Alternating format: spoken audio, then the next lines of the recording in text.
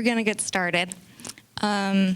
Really quick before we begin, I'll read more about this at the end, but next month we kick off our double feature of Lewis and Clark talks. So make sure you come for those. And then I am going to introduce our speaker today and we'll get going. Bill and Ramona Holt. Bill is a native Montanan and Ramona has been in Montana for over 50 years, so she is close to a native. Both were involved with professional rodeo for about 35 years, Bill being an announcer and Ramona a contestant and secretary. They raised their family of 4 boys on the ranch at Lolo. Besides rodeo, they have been involved with ranching, logging, agriculture, youth camps, adult camps, historical preservation, and tourism. They've been collecting for the museum all their married life. The collection tells the story of cowboys, their equipment, including celebrities' Western boots, and the evolution of different types of saddles and tack. Nez Perce, Salish, Kootenai, and Crow are included in the Indian collections. The museum is on the famous Lolo Trail, or the Nez Perce Trail, which was used by Lewis and Clark in 1805 and 1806.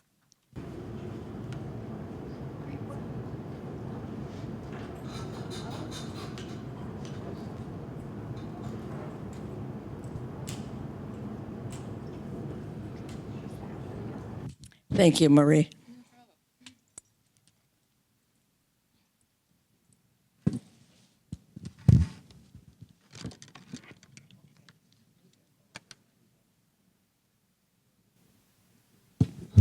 Well, I've been here a little longer than what was in the introduction. I actually came to Montana in 1948 to go to the university, and I went to the university 1 quarter, and then I went to Bozeman. And I met my husband there, I got my degrees there, and after we got married there. Well, I'll tell you, we graduated one day and we got married the next. I had promised my dad that I would not get married until I had my degree, and I kept that promise. Anyway, Bill and I came back to Lolo and have lived there ever since. In the home that I live in right now, Bill passed away in 22. We had been there since 1960. And that's where we built the museum, which is in our converted horse barn and with an addition on it and a bunch of other buildings also full of collections. You'll just have to come and see it. Anyway, about the fair. You'd be surprised at some of the info that I dug out that I didn't know. And you started with introducing that your speaker next week is about Lewis and Clark. Well, the first white people that the natives saw were Lewis and Clark in this area in Missoula. And that was in 1805. But in 1874, the Western Montana Agricultural, Mechanical, and Mineral Association was incorporated at the Missoula County Courthouse. They financed the first fair by selling 400 shares for $25 each, which was a lot of money in 1874. Attractions at the early fairs included bicycle races, walking races, fat man's race, and shot put and hammer throwing contests. Kind of different than what we see today. Horse racing was also a main event, with $1,500 given to a man whose horse could complete 3 5-mile heats. Now that's quite a horse. In 1875 and 76, the original site was selected within what is now 39th, Russell, South Avenue, and Paxson. By April of 76, a 1-mile track had been built. 60 feet wide at a cost of $400. The first annual fair was held in 1875. In 76, there was no fair because there was a smallpox outbreak. In 77, hopes were up that the conditions would be better for the fair, but they were disappointed by crops in the bitterroots that were ravished by the grasshoppers. And also, on top of that, a furious hailstorm that wiped out everything in the county, as well as 6 weeks loss of business due to the Indian excitement. That was in reference to Nez Perce exiting from Idaho through the valley. And note from that, Lee Hames was a neighbor of ours at Lolo, and he said that his grandmother counted 2,000 horses when the Nez Perce went through. In 78, they were plagued also by bad weather. The Weekly Missoulian wrote, "It is probable that no 4 days in the month of October could be so cheerless and disagreeable for a festive occasion." Organizers decided the event had to be moved back to an earlier date. Not only was October weather problematic, it also was well past the height of the harvest. And displaying produce at its prime was the whole idea of the agricultural fair. So in 79, just before the 4th annual fair was to be held in mid-September, a new association was formed by financial backers determined to make it a success. That became the turnaround year during a better crowd, drawing a better crowd and greater participation at the racetrack. In 1886, the Missoula Fair and Racing Association was formed with the goal of reviving the fair. In 1888, a new site was purchased northwest of Missoula and south of the Northern Pacific Tract. It's kind of hard to visualize where that would be. To me, that's right in the middle of Missoula. But the railroad thought it was so important, they built a spur track from the main line to that fairgrounds so they could haul the stock on the railroad and download them right from the train. The new site, which was owned by the federal government, would be used until 1914. The county used its prisoners to help build the road to the facilities. So, maybe we could do that today. In 1911, the county commissioners started discussing purchasing a permanent site for the fair. In 1913, they decided on the current site and purchased it for $16,000. In 1914, over 12,000 people attended the inaugural 4-day event in the fall, making it a smashing financial success at a time when other fairs were tanking. In fact, the Inland Empire Fair in Spokane lost $30,000 that year. Really tough on that community. The Western Montana Fair Commission Secretary, F.M. Lawrence, was thrilled with the outcome, noting press reviews which called it one of the best district fairs ever held in the state of Montana. That's a pretty wide statement. But Lawrence saw the need for more. Without a proper venue, fruits, vegetables, and flowers had to be exhibited in a tent. Not ideal.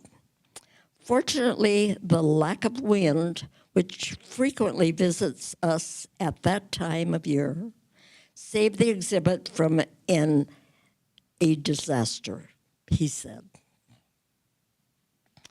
This need spurred the construction of the agricultural hall, now the commercial building.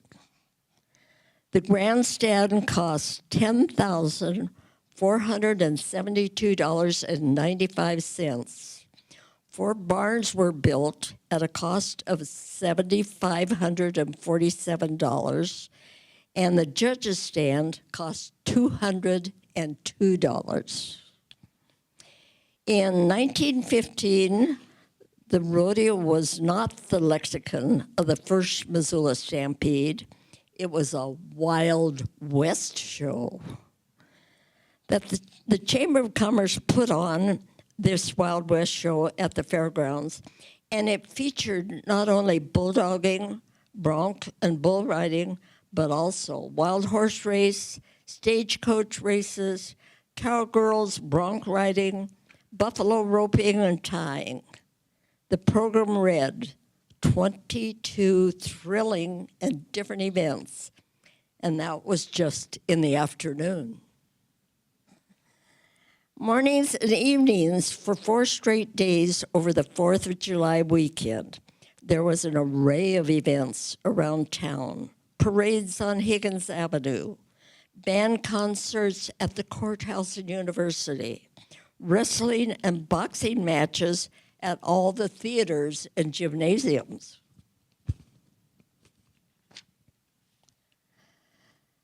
And also, they had a parachute drop from an air balloon by the Northern Pacific Depot. There was much to see at the 1915 fair: livestock displays, horse racing, food, and entertainment. When it came to exhibits, the place to be was the new agricultural hall, described as a splendid building with an ideal arrangement for the most effective showing of every sort of produce and handiwork.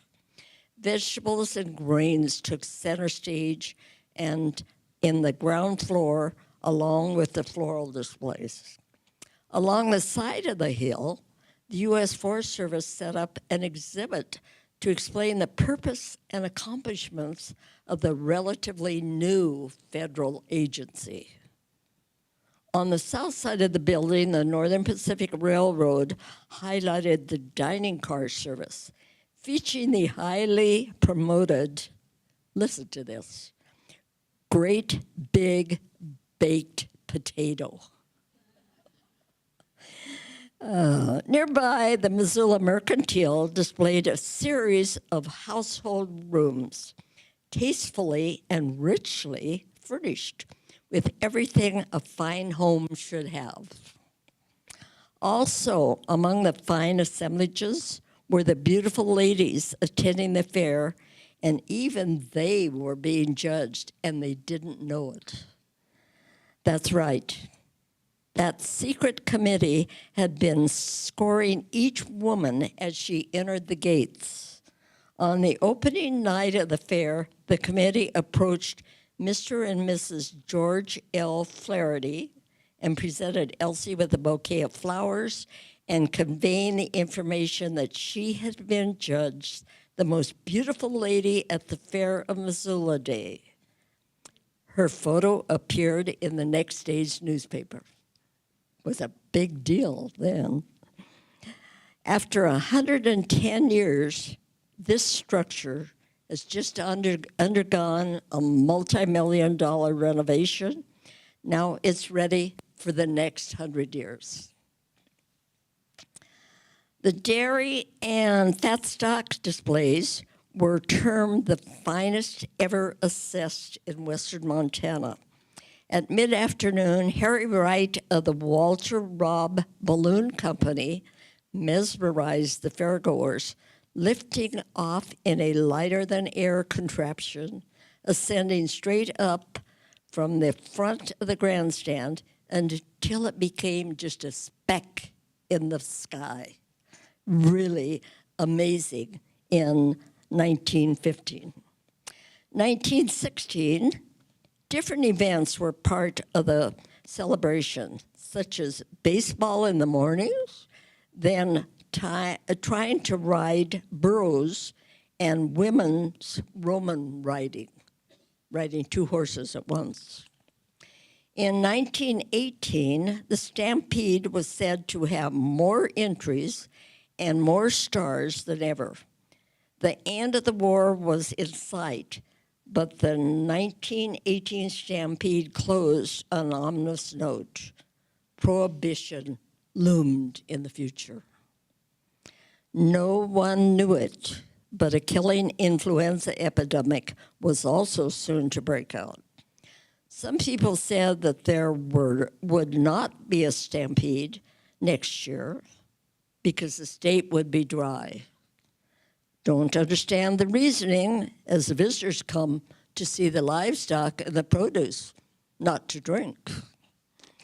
In 1919, but for whatever reason, come the 4th of July, 1919, Missoula was sober and the town was silent. In 1920 through 41, it's unclear when rodeo resumed at the Missoula County Fair, but there are posters of the fair and rodeo in the 1930s in 1941. The year the grandstand burned and spelled the end of the fair until 1954. Tickets in 41 cost $1.50 each.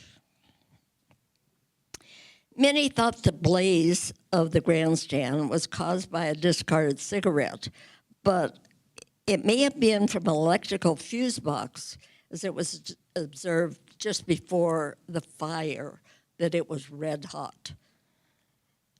The damage was estimated at $100,000 in 1941. Several expensive horses perished and lawsuits followed. It was announced that the rodeo would go on. Crews cleaned up all that rubble, built some makeshift bleachers, and put on the rodeo. About 7,000 people, they said, were in the stands. I don't know how they could build that many bleachers, but they did.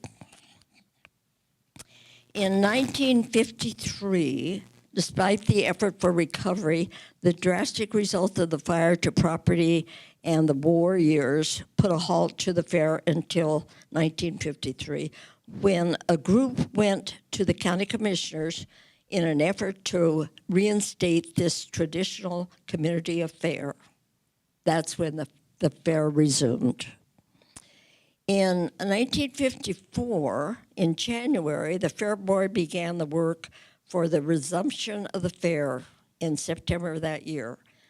That first year was a tough test for the fair as cold weather and rain persist. But the interest and enthusiasm of the townspeople carried it through. Horse racing and regular fair events resumed.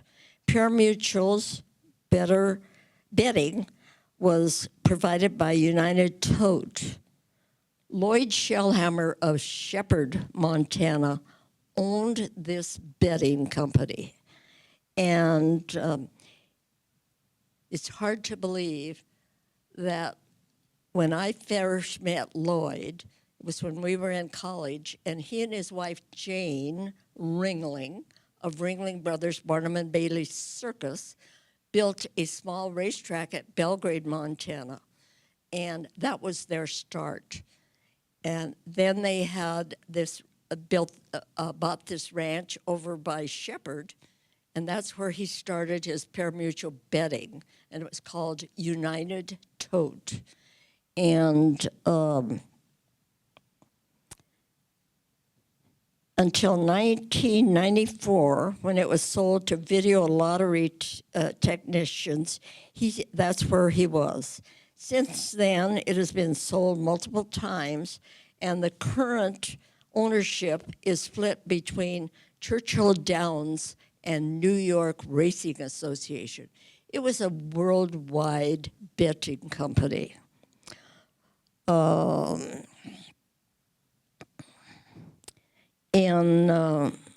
had a son that worked for Lloyd, and he worked from 81 to 91 on the East and West Coast and also in Spain.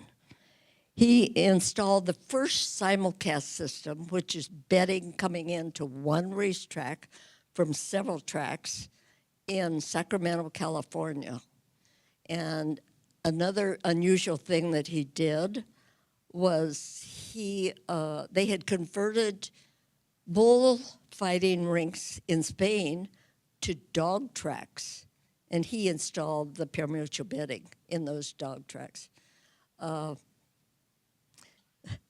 It's kind of funny because it was a great job, and they offered him a villa if he would stay, and a huge salary.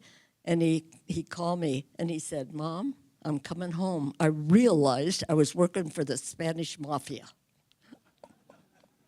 So you never know. And here's another cute thing. In all the fairs had an association called Rocky Mountain Association of Fairs. It started out just being between Billings and Great Falls. And then as the fairs became more interested in it, if you had a good bid in, they would go to your town if you had the facilities to take care of the people. Well, Lloyd being from Shepherd, there was a group of gals that had this little line, and they concocted these posters, and then they did this little show, and the punchline for it was SH for Shepherd, IT for it. And they were wanting to go to Shepherd. They knew they couldn't because they had no facilities. Anyway, a little side note. Okay, you might recognize some of the Fair Board members that served throughout the years. Roy Myers, and I happen to say that his son is here tonight. Roy Rodenberger, Herb Schatz, Bill Nooney, Dale Malum, Bill Holt, Freddie Dayshaw. Those are just a few, but some of the names you might recognize. It's unclear when the fair changed its date to spring or early summer, but it's believed to be in the 1950s or early 60s. It seems to me like it probably was in the 1950s. Anyway, during that time, my husband and I were working the fair, and the show that they would have on Sundays would be either a heavy horse pull, where they would, the contest would be on the amount that they could pull, or a tractor pull, the same thing. See how much they could pull. In 1988, Lady Liberty, a 7.5-foot replica of the Statue of Liberty, arrived on the fairgrounds, and it's still and it's still there. In 1992, my husband and I and Reg Kessler, a rodeo producer, had a rodeo up Miller Creek for 25 years. And we were going to lose the lease to the land, and so we decided to move the rodeo to the fairgrounds, and that was in 1992. We changed the name from the Oral Zuma Memorial Rodeo to Cowboy and Logger Days, and the reason being that we had a trade show for the timber industry in the outside area. And on Sunday, we had a loggers fair, a contest in the loggers. And we had a trade show that was amazing because all of the logging companies, the logging machinery dealers, the railroad, the trucking industry, they all showed up to show their wares in the exhibits. Very successful. Also had a carnival. And after that time, now, I don't think there's anybody here from the fair. Anyway, the fair thought we were making too much money. And so Reg and us decided, let's just give it to the fair. So it lasted 2 years. Didn't last any longer. In 2006, horse racing ended in Missoula. Dale Malum, a 40-year-old board member, chair of the Montana Board of Horse Racing, says it would be a shame to replace Missoula's early 100-year-old horse track with a multi-event center. If we are going to lose the racetrack, then what are we going to lose next? Are we going to lose the rodeo too? What's going to happen to us? We are an agricultural community, but for Malum, it wasn't just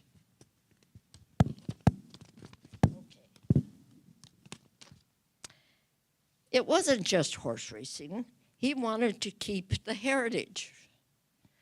As I grow older, I want to make sure that my kids and my grandkids have an opportunity to come to the fair and see what it has been and is.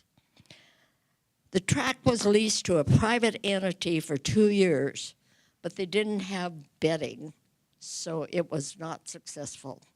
It only lasted 2 years. In 2007, the 7-seat fair board, which had been in existence for 40 years, was abandoned. And it had been pretty much independent of the manager, et cetera, and but they were so successful because their hearts were in making that fair the best. Most of the old board members are gone, but Bill Nooney and Dale Malum are still here. The board was replaced with the Fair Event Committee. When this change was made, Bill Nooney was quoted. They will have a challenge, no budget, and no real say. It's too bad, but it's a hell of a lot better than nothing. Nooney was a fair board member for 40 years. In 2015, it was the end of the era. The carnival at the fair had been Inland Empire Fair amusement since 1960, operated by Joe Williams and then his son after that, Reed. Now we have North Star Amusements. They're the new carnival. In 2017, we had another fire. I was supposed to work that day in the 4-H booth, but so they can't blame the fire on me. But it was in the kitchen of the 4-H cook shack. And they figured it was probably not cleaned well. Reportedly, it was a grease fire. The kitchen was only closed for a day for the cleanup, and then it reopened. In 2016 and 17, a master plan and design for guidelines for the fair's grounds renovation was adopted and to be completed in 3 phases. Phase 1 was renovation to the commercial, culinary, and home arts buildings, new sewer and water system, new concessions, new trail networks, and a plaza with new maintenance facilities. Needless to say, those things were needed. In 2021, the groundbreaking of the Rocky Mountain Gardens and Exploration Center, future home of Missoula County Extension and Weed District, and Missoula Butterfly House and the Insectarium Center that will include Montana's first tropical butterfly house and 2.5 acres of educational gardens. course, that's all intact at this time. 2023, the Klaus Bauer Arena and Grandstand were built. Harvey Klaus was a great supporter of the 4-H and FFA. Harvey and I started a tractor driving contest for the 4-H and FFA, and we had that for probably 10 years. I think we started it in about 99. Anyway, after the kids would have their contest, Harvey and I would have a contest. And he worked for the John Deere Company. When the year that the new tractors came out with the foot clutch rather than the hand clutch, Harvey thought he was being smart. He brought a tractor of each, and he took the new one with the foot clutch and gave me the one with the hand clutch. Well, I had driven that kind all my life. So when the dust settled, I had won. I beat him. Well, that went on every year. He would win one year, I would win one year. And after he passed away, his wife came out and presented me with the gold buckle that he had made for me. Champion tractor driver.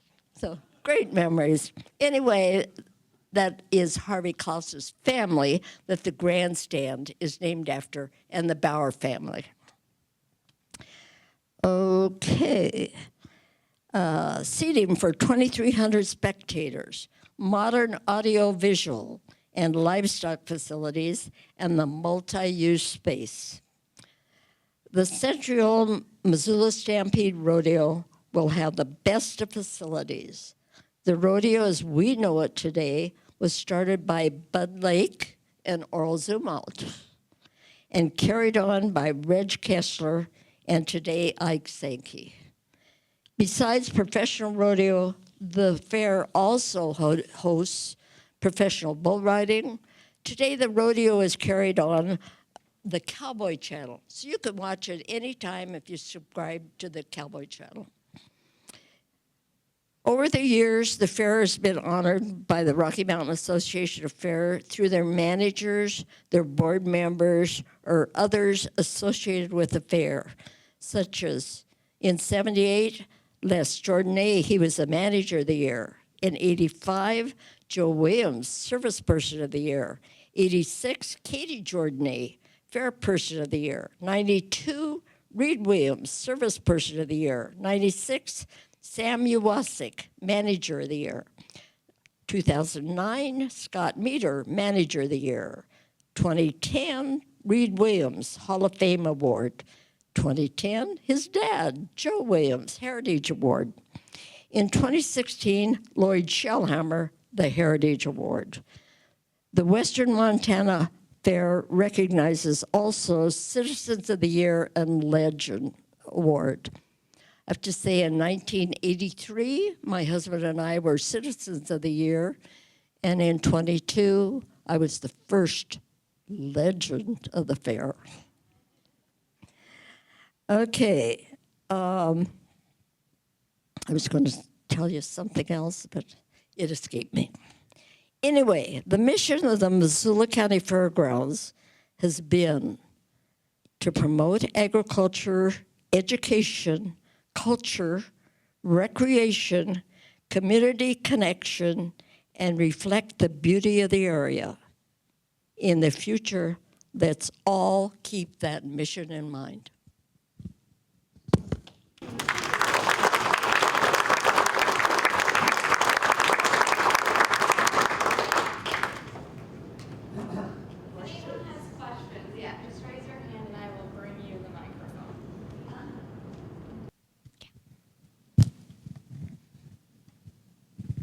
Thank you so much, Ramona. Do you remember a fire at the horse barns in the late 60s, like 68 or 69? Yeah. Bill and his wife lost a very expensive horse there. It was a quarter horse. It was her barrel racing horse, but well bred. I think at that time, it was worth $10,000. Now, that was a lot of money. And she actually sued the fairgrounds. I'm not sure whether she got anything, but that was a tragic fire. Lots of horses perished, and the stables were all lost.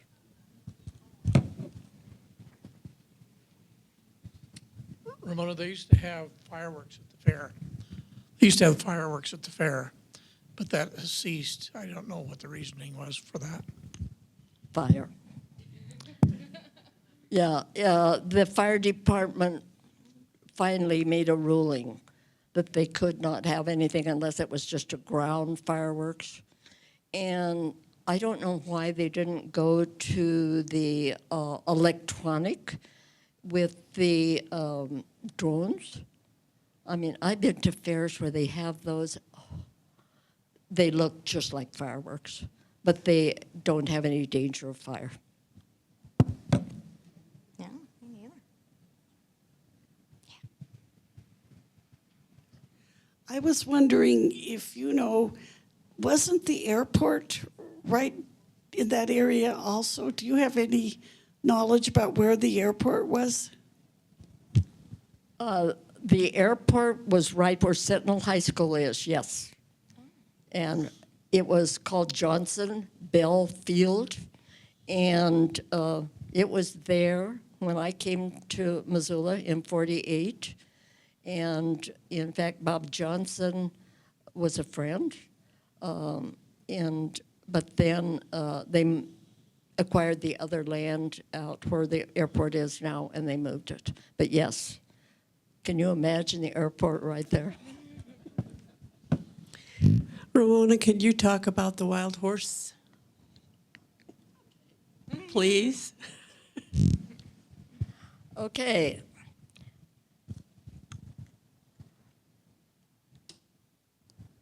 I think the wild horses started in the 1950s or the early 60s with Oral Zumo.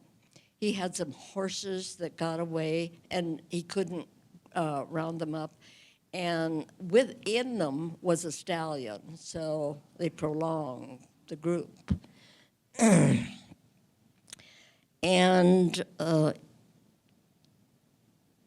where they really were is Miller Creek kind of goes up this way, Miller Creek's this way, the Bitterroots this way, and farther south on the Bitterroot is a canyon called Davis Creek.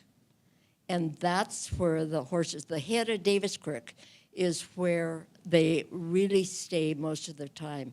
And it's only been in the last few years that any have ventured down and actually come into the inhabited area. But over the years, these Zumwalt horses decided to join a few others that have been out there for years because some were great bucking horses. There was one that Oral said, oh my gosh, we gotta see if we can get them out of there because of this one horse. And he and I tried horseback a couple times. They ran circles around us. There's no way that you could get them. And so when Oral passed in '62, his son-in-law, Bill Lawrence, took over the ranch and the rodeo stock until it was dispersed. He, being an experienced hand, thought he'd get some of his buddies and tried to round some of those horses up. He didn't have any luck. Next was Reg Kessler, who got the rodeo ranch. One winter, he and I decided that we should be able to get some of those horses. So we went on snowmobiles. Same thing. They ran circles around us. And it was a cold day. I think it was about 20 below. Anyway, we were up Davis Creek, and rather than come back to the ranch up Miller Creek, I said, let's go across the Maclay Bridge, come down the railroad tracks to Lolo, and come to my house. It's closer. And so we did. I jumped in the bathtub. It was cold. As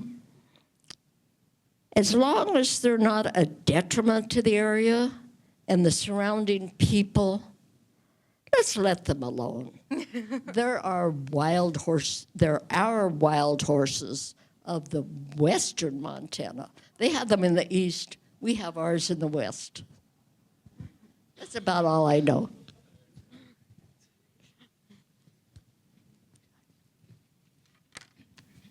I don't necessarily have a question, but here's the funny thing. I was just standing in the line at the farmer's market to get a Dixon melon, and the people in front of me, honest to God, were talking about the wild horses. So I interrupted them and said, well, tell me where these wild horses are. And then sure enough, exactly what you said. But the curious thing is somebody had most recently seen, and like you say, they are now in the neighborhood. So we have deer in the neighborhood at Lewis and Clark. We have deer in the neighborhood at the university. Apparently up by the new restaurant, The Den, they have wild horses. To me, that's pretty amazing that, you know, a few of them have become citified. Yes.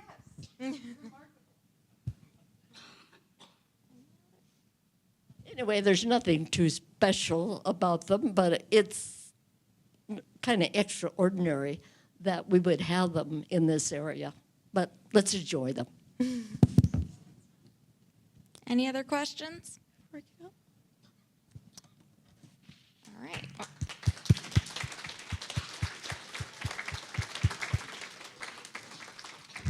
If you live long enough, you learn a lot about a lot of things. And just a reminder, next month on the 30th, we have historic fishing with some of the new education staff over at Fort Missoula Historical Museum. So come for that one.